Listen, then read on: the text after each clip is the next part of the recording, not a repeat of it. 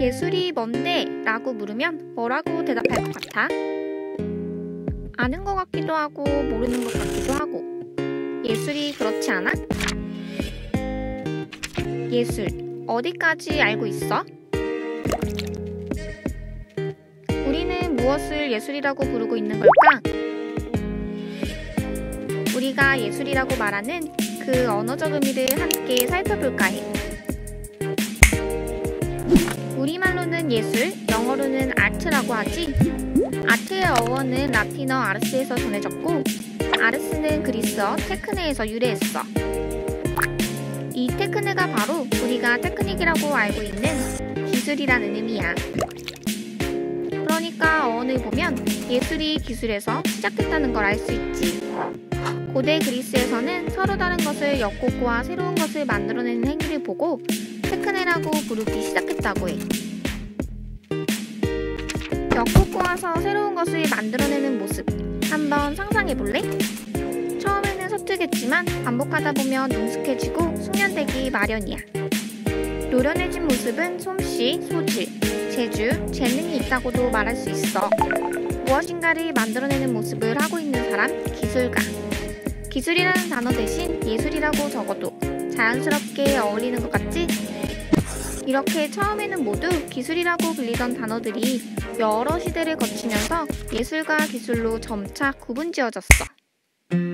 고대 그리스의 철학자 아리스토텔레스는 테크네를 높은 단계의 테크네와 낮은 단계의 테크네로 구분지어 무엇인가를 만들어내는 제작활동 자체는 낮은 단계의 테크네로, 그리고 만들기 위한 정신적 상호작용은 높은 단계의 테크네로 구분했어. 쉽게 말해 기술은 인간 노력의 결과물로서 두 가지로 나뉘는데, 우리가 무엇인가를 만들 때 붙이고 깎고 다듬고 조립하는 등의 제작활동 자체는 몸을 움직이는 활동으로 신체적 노력이라고 보고, 무엇인가를 만들고자 아이디어를 떠올리거나 발상하고 구상하는 등의 상호작용은 머리로 생각하는 것이기 때문에 정신적 노력이라고 보면 돼. 더 시간이 흐른 후 18세기 철학자 칸트는 기술을 미적 기술과 기계적 기술이라는 단어를 사용해 구분지었고, 미적 기술은 정신적 가치, 기계적 기술은 실용적 가치라고 주장했어. 칸트의 미학은 이후에도 거대한 영향을 미치며 칸트 이후 정신적 가치를 중요시하는 의미의 예술은 미적이라는 의미로 해석되기도 했지. 우리가 예술이라고 하면 흔히 미적인 것, 즉 아름다운 것을 떠올리게 된 이유는 칸트의 미학이 우리에게 그만큼 큰 영향력을 주었기 때문인 것 같아. 그런데 아름답다는 것은 어떤 의미일까? 우리는 무엇을 볼 때 아름답다고 생각하지? 같은 대상을 바라보고 한 사람은 아름답다고 느낄 때 다른 한 사람은 아름답지 않다고 느낄 수도 있는 걸 보면 미의 기준은 조금 아리송한 것 같아. 하지만 자신에게 가치 있는 무엇인가를 아름답다고 생각하는 건 누구나 마찬가지 아닐까? 누군가에게는 자신이 좋아하는 맛있는 음식이 가장 아름답고, 또 누군가에게는 자신이 아끼는 신발이 가장 아름다울 수도 있어. 지금 우리가 아름답다라고 말하고 있는 아름의 어근 아름. 15세기 문헌에 등장하는 아름의 정확한 의미는 알 수가 없대. 처음 아름이라는 단어는 어떤 의미로 사용되었던 걸까? 같이 언어적 상상력을 발휘해보자. 표기와 발음이 종종 다른 우리말이 지금의 모습으로 다듬어지기 이전을 상상해보면 언어 사용에 혼동이 생긴 상황을 미루어 짐작해볼 수 있어. 여기서 아름이라고 소리나는 단어 아름. 아름이라는 단어를 소리나는 대로 읽었을 때 아름이라고 발음하게 된다는 점에서 아름과 아름의 언어 사용이 모호했을 수도 있다고 생각해보는 거야. 이때의 아름은 지식이나 지혜가 있다라는 뜻을 가지고 있어. 그러니까 알만한 가치가 있는 지식이나 지혜가 있는 것을 보았을 때 아름이라고 불렀다는 거지. 그럼 혹시 알만한 가치가 있는 것을 보았을 때 아름답다라고 불렀던 건 아닐까? 한자 아름다울 미는 양자와 큰 대자가 결합한 글자야. 한자는 구체적인 대상의 형상을 본떠 만든 상형 문자를 기초로 만들어진 글자라는 거 다들 알고 있지? 그중 양자는 양의 머리를 형상화한 모습이야. 고대의 양은 상스러움을 상징하는 동물로 신에게 바치는 제물이었어. 그 제물은 작고 마른 양보다는 크고 살찐 양일수록 더 훌륭하다고 여겼지. 사람들은 살찐 큰 양의 모습을 보고 아름답고 훌륭하다고 생각했던 거야. 이렇게 아름다운 미자가 만들어진 과정을 보면 아름답다라는 말은 당대 사람들이 그들에게 가장 가치 있는 것을 표현할 때 사용했던 단어라고 생각해 볼 수 있을 것 같아. 그렇다면 미적인 것이 곧 예술이라고 할 수 있을까? 과연 모든 예술은 아름다울까? 영어 아트를 우리말로 번역하면 예술 또는 미술이라고 해석해. 여기서 미술은 한자어 아름다울 미자와 제주 술자로 이루어져 있지. 글자가 가진 뜻을 보면 아름다운 것을 만드는 재주, 그게 바로 미술, 곧 예술이라는 거야. 그럼에도 불구하고 미적인 것이 예술이라고 축소시켜 생각할 수는 없어. 미적인 것은 우리에게 안정적이고 조화로운 즐거운 감정을 불러일으키지만 예술은 안정과 조화, 즐거움뿐만 아니라 그보다 더 복잡하고 풍부한 감정을 불러일으키기도 해. 예를 들면 비애, 분노, 공포 같은 감정이 있지. 또 미적인 것이 완전하고 이상적인 것을 추구하는 것에 비해 예술은 완전하고 이상적인 것과 더불어 불완전하고 난해한 것까지 포함하고 있어. 정말 간단히 말하자면 과거에는 아름다운 것이 예술이라고 여겼는데 시간의 흐름에 따라 인간의 지적 성장과 미학의 발전이 진행되면서 예술이 모두 아름답지만은 않다는 것을 알아차린 거야. 어쨌든 예술은 미적인 것 외에 여러 가지 비미적인 것, 정치적, 종교적, 지적 가치 등을 포함하고 있지만 그렇다고 해서 예술을 말할 때 가장 핵심적인 미적 가치를 빼놓을 수는 없을 것 같아. 자, 그럼 우리가 흔히 예술이라고 생각하는 것을 크게 세 가지로 나눠보자. 첫째, 예술품. 둘째, 예술가의 창조행위와 감상자의 관조행위. 셋째, 예술이라는 문화 그 자체. 첫 번째 관점부터 보자. 예술이란 예술품이다. 많은 사람들이 예술작품을 봤을 때 그게 바로 예술이라고 생각하곤 해. 그렇다면 무엇이 예술이 될 수 있는지 예술품의 범위를 확인해볼까? 앞서 말했듯 예전에는 예술과 기술이 같은 의미로 사용되었고 기술은 상호작용을 하는 정신적 노력과 제작활동을 하는 신체적 노력으로 나눠진다고 했던 거 기억나지? 이때 정신적 노력은 순수미술, 신체적 노력은 공예라고 불렸어. 순수미술이란 순수하게 미적인 것 자체를 지향한 태도를 말해.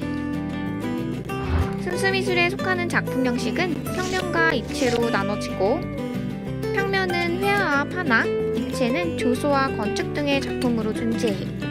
그리고 회화는 드로잉과 채색화, 조소는 조각과 소조 작품 등이 있어. 또 판화는 판의 모양에 따라 볼록판화, 오목판화, 평판화, 공판화 등이 있어. 반면에 공예란 실생활에 필요한 물건을 만들어내는 기술이야. 공예라는 단어가 처음 사용될 때는 지금의 예술보다는 기술에 가까운 의미였지만 현대에는 공예품도 뛰어난 예술품으로 인정받고 있어. 공예에 속하는 작품은 그 재료가 무엇이냐에 따라 도자공예, 금속공예, 목공예, 종이공예, 섬유공예, 유리공예 등이 있어. 19세기에 접어들어서는 응용미술이 등장했어. 응용미술은 순수미술의 미적 원리를 실생활에 응용하고자 했던 흐름 속에서 등장한 단어로 순수미술과 공예를 연결하는 의미였어. 순수미술이 추구하는 미적 가치를 실생활에 사용되는 생활용품에 응용해서 일상 속에서도 아름다움을 누리고자 했던 거야. 그래서 응용미술에 속하는 작품은 순수미술과 공예의 형태를 모두 가지고 있어. 공예가 지금처럼 예술로 인정받게 된 것은 응용미술의 등장이 큰 역할을 했다고 할 수 있지. 현대에는 산업재료가 더 풍부해지고 새로운 과학기술과 매체가 발달함에 따라 발전적 의미에서 응용미술이 디자인이라는 용어로 대체되어 가고 있어. 디자인은 시각디자인, 산업디자인, 그리고 환경디자인 등으로 나눌 수 있어. 우리가 예술품이라고 부르는 작품의 형식, 이렇게 보니 정말 다양하지? 여기에 더해 현대에는 순수미술, 공예, 응용미술의 뚜렷한 구분이 사라지면서 각각의 영역을 넘나들거나 서로 다른 영역이 결합된 도전적이고 실험적인 형태의 새로운 미술이 끊임없이 시도되고 있어. 우리가 조금은 어렵다고 느낄 법한 개념미술, 행위미술 같은 것들 말이야. 다음으로 두 번째 관점, 예술이란 예술가의 창조행위와 감상자의 관조행위이다. 예술이 존재하기 위해서는 반드시 예술가와 감상자가 필요하다는 관점이야. 예술은 예술가의 개성과 독창성을 바탕으로 형성되고 감상자의 비판적 수용으로 의미를 부여받기 때문이지. 예술의 오랜 역사를 살펴보면 예술가의 창조와 감상자의 관조를 통해 기존의 예술을 전복시키고 새로운 관점을 형성하며 예술의 깊이와 넓이를 확장시켜왔다는 것을 알 수 있어. 현대를 살아가는 우리가 풍부한 형식의 예술을 누릴 수 있는 이유는 수많은 예술가가 이전과는 다른 생각을 끊임없이 시도하고 더 많은 감상자가 예술의 의도와 철학을 공유해왔기 때문이야. 그러니까 예술은 그야말로 인류의 엄청난 지적 유산인 거지. 인공지능이 고도로 발달한 미래에도 예술만은 인간 고유의 영역으로 남아있을 거라고 하는 것도 예술이 예술가와 감상자의 창조와 관조라는 그 특유의 생태계를 이루고 있기 때문인 것 같아. 마지막으로 세 번째 관점, 예술이라는 문화 그 자체다. 우리가 예술을 향유한다는 것은 문화를 즐기는 행위라고 보는 관점이야. 그 이유는 예술이 이 시대를 공유하는 사람들에 의해 만들어지고 공유되며 한 시대의 정치, 사회, 경제, 종교, 지식을 함축하고 특정한 생활 양식을 반영하고 있기 때문이야. 우리가 살아가는 세계가 시간과 공간으로 이루어져 있듯이 이 세계를 재창조한 예술 세계도 시간 예술과 공간 예술로 나누어 볼 수 있어. 시간 예술은 시간의 흐름에 따라 전개되는 예술로 음악과 시가 있고, 공간 예술은 일정한 공간에 형상화되는 예술로 회화, 조각, 건축, 공예 등이 있어. 그리고 이 두 가지 양식을 결합한 종합예술로 연극이 있어. 우리가 즐기는 공연, 전시, 도서, 영화 속에 예술이 담겨있는 것을 보면 예술과 문화는 떼어놓을 수 없는 관계인 것 같아. 결국 예술은 우리가 살아가는 세계 속에서 우리의 삶을 돌아보고 우리 스스로가 재창조한 세계가 아닐까? 아는 것 같기도 하고 모르는 것 같기도 한 예술. 아무래도 그 아리송함이 예술의 매력인 것 같아. 예술은 무엇이다라고 정해진 틀 안에서 정확히 정의 내리기는 어렵지만 예술이 우리의 마음을 사로잡고 우리의 마음에 울림을 줄 수 있는 이유는 아마도 언어적 정의를 뛰어넘어 말로 다 설명할 수 없는 예술이 가진 그 아리송한 매력 때문 아닐까? 처음부터 쉽고 익숙한 건 없는 것 같아. 이제부터 예술에 대해 깊이 생각해보고 예술에 대한 자신만의 관점을 만들어보는 건 어떨까? 무엇이든 기본을 갖추면 곧 즐길 수 있게 되니까 말이야. 지금까지 살펴본 예술의 기본을 플로우맵으로 정리해보자. 예술의 언어적 의미를 살펴보면 아트는 라틴어 아르스에서 전해졌고 아르스는 그리스어 테크네에서 유래했어. 테크네는 기술이라는 의미로 예전에는 예술과 기술이 같은 의미로 사용되었으나 시간이 흐르면서 예술과 기술의 의미가 점차 구분지어졌어. 예술의 핵심 요소인 미의 언어적 의미를 살펴보면 우리말 아름답다에 적은 아름의 의미를 추측해보았을 때 소리가 같은 아름과 아름을 연결지어 알만한 가치가 있는 것이 아름답다라고 추측해볼 수 있었고 한자어 아름다운 미자는 양자와 큰 대자가 결합한 글자로 크고 살찐 양을 훌륭한 재물로 여겼던 시대에서 미적인 것은 아름다운 것이자 가치 있는 것으로 보았다고 정리할 수 있겠지?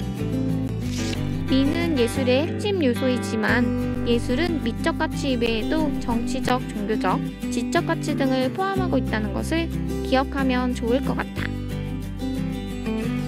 마지막으로 우리가 흔히 예술이라고 생각하는 세 가지 관점으로는 예술품, 창조와 관조, 예술문화가 있었어. 누군가가 예술이 정확히 뭐야? 라고 묻는다면 이제 뭐라고 대답할 것 같아? 그럼 우린 다음에 또 보자.